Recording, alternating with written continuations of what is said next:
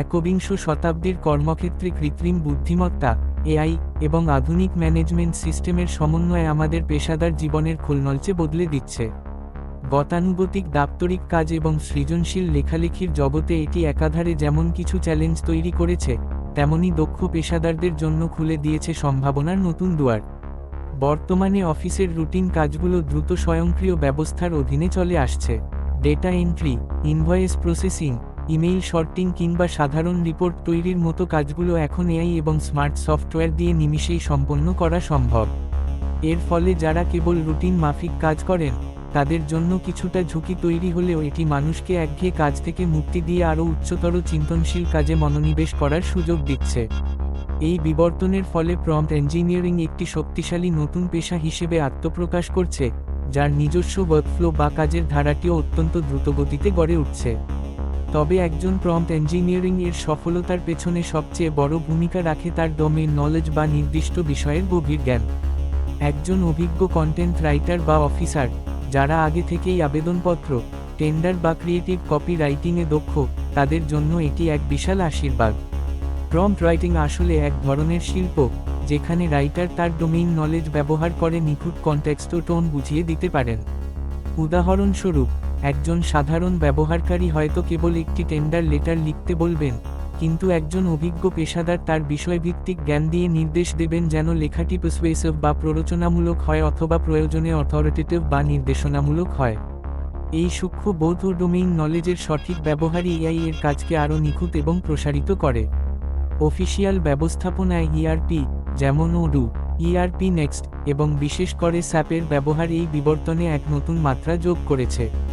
এই সিস্টেমগুলো এখন কেবল তথ্য জমা রাখে না, বরং এআই এর মাধ্যমে সেই তথ্য বিশ্লেষণও করে। বিশেষ করে কেনাকাটার ক্ষেত্রে 3-ওয়ে ম্যাচিং পদ্ধতি ব্যবহার করে পিও, রিসিভিং রিপোর্ট এবং ইনভয়েসের মিল স্বয়ংক্রিয়ভাবে যাচাই করা সম্ভব হচ্ছে, যা আর্থিক অনিয়ম বা ওভারপেমেন্ট রোধে যুগান্তকারী ভূমিকা রাখছে। প্রেডিক্টিভ অ্যানালাইসিস এর মাধ্যমে ইনভেন্টরি ম্যানেজমেন্ট বা ক্যাশ ফ্লো ফোরকাস্টিং এখন অনেক বেশি নির্ভুল, যা প্রতিষ্ঠানের অভ্যন্তরীণ নিয়ন্ত্রণকে শক্তিশালী করছে। তবে এই প্রযুক্তিগত অগ্রযাত্রার অর্থ কর্মসংস্থানের বিলুপ্তি নয়, বরং নতুন কর্মধারার সৃষ্টি। এই নতুন কর্মসংস্থানে মানুষকে পুনরায় স্থাপন করার জন্য আপস্কিলিং এবং রেস্কিলিং পদ্ধতিগুলো অপরিহার্য হয়ে পড়েছে। আপস্কিলিংয়ের মাধ্যমে একজন কর্মী তার বর্তমান কাজের ভেতরেই আধুনিক প্রযুক্তি ব্যবহারে দক্ষ হয়ে ওঠেন। অন্যদিকে, রিস্কিলিংয়ের মাধ্যমে বিলুপ্তপ্রায় কাজের কর্মীদের সম্পূর্ণ নতুন ও আধুনিক কোনো পেশায় রূপান্তরিত করা হয়। এই প্রক্রিয়ায় কর্মীদের দীর্ঘদিনের কাজের অভিজ্ঞতা, যেমন ভেন্ডর ম্যানেজমেন্ট বা দীর্ঘমেয়াদী ডাটা রিকনসিলিয়েশনের সূক্ষ্ম বিষয়গুলো, সঠিকভাবে পরিচালনা করতে সবচেয়ে বড় সম্পদ হিসেবে কাজ করে। মানুষ আগে কী ধরনের কাজ করত এবং এখন তাদের কিভাবে নতুন কর্মধারায় স্থাপন করা যায়, তা বুঝতে পারাই এই পরিবর্তনের মূল চাবিকাঠি। এই প্রযুক্তির বিপ্লব কেবল বড় কর্পোরেট হাউজে সীমাবদ্ধ নেই, এটি সাংস্কৃতিক ও অর্থনৈতিক ক্ষেত্রেও বড় প্রভাব ফেলছে। ওপেন সোর্স ইআরপি এবং এআই এর সহজলভ্যতা সাংস্কৃতিক অলিগার্কি বা নির্দিষ্ট মহলের নিয়ন্ত্রণ ভেঙে দিচ্ছে। এর ফলে সৃজনশীল তরুণরা অনেক কম খরচে সিনেমা বা বড় প্রজেক্ট তৈরির সুযোগ পাচ্ছে, যা উৎপাদন খরচ প্রায় 80% পর্যন্ত কমিয়ে আনতে সক্ষম। মেধা ও শ্রমের সঠিক মূল্যায়নের মাধ্যমে এটি যেমন নতুন কর্মসংস্থানের সুযোগ সৃষ্টি করছে, তেমনি মানুষের চিন্তার জগৎকেও প্রসারিত করছে।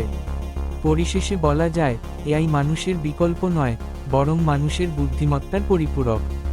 যারা ডোমেইন নলেজ বজায় রেখে প্রযুক্তির এই পরিবর্তনকে গ্রহণ করবেন এবং নিজেদের প্রম্পট রাইটিং বা স্মার্ট সিস্টেম ম্যানেজমেন্টের মতো দক্ষতায় সমৃদ্ধ করবেন, তাদের পেশাদার মূল্য ভবিষ্যতে বহুগুণ বৃদ্ধি পাবে। এটি মূলত যন্ত্র ও মানুষের বুদ্ধিমত্তার এমন এক মেলবন্ধন, যা এক অসাধারণ সাংস্কৃতিক ও দাপ্তরিক বিপ্লবের দিকে আমাদের নিয়ে যাচ্ছে।